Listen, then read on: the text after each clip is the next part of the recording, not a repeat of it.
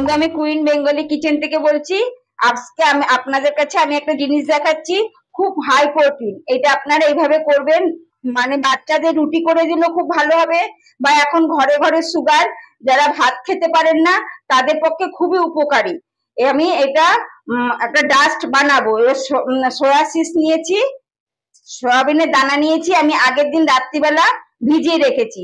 সকালবেলা ভালো করে 3-4 বার ধুয়ে নিতে হবে। ধুয়ে নিয়ে এরকম ভাবে একটা একটা করে ছাড়িয়ে দিতে হবে। এবার যদি একটা একটা করে না ছাড়াতে পারেন বন্ধু, এরকম হালকা হালকা করে হাতে কষলে নেবেন, তবু দানাটা ছাড়িয়ে যাবে।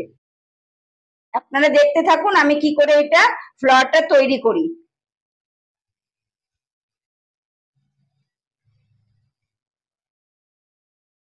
বন্ধু, খোসা আর দানা আমি আলাদা করে নিয়েছি। এইবার এটা আমি ফ্রাই প্যানে কিছু দেব না, প্লেন একটু নাড়া দিয়ে নেব, জাস্ট জলটা টানিয়ে নেব। আমি জলটা টানিয়ে নিয়েছি।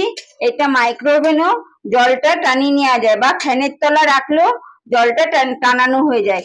আমি অল্প করে দেখাচ্ছি বন্ধু, যদি আপনারা বেশি করে করেন, এখন তো অনেক ধরনের নতুন মেশিন বেরিয়েছে বাড়িতে গুঁড়ো করার, তাতেও গুঁড়ো করতে পারেন, বা ওই গম ভাঙার যে গম কলের সেইখান থেকেও গুঁড়ো করে আনতে পারেন। আমি অল্প করে ভিজিয়েছি, এর জন্য আমি মিক্সচার গ্রাইন্ডে গুঁড়ো করে দেখাচ্ছি।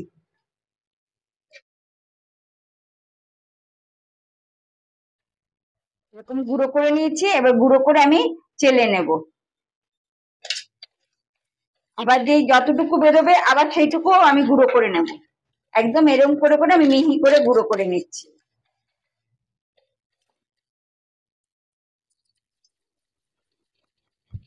পুরো এরকম করে গুঁড়ো করে কৌটো করে রেখে দেবেন, খুব ভালো।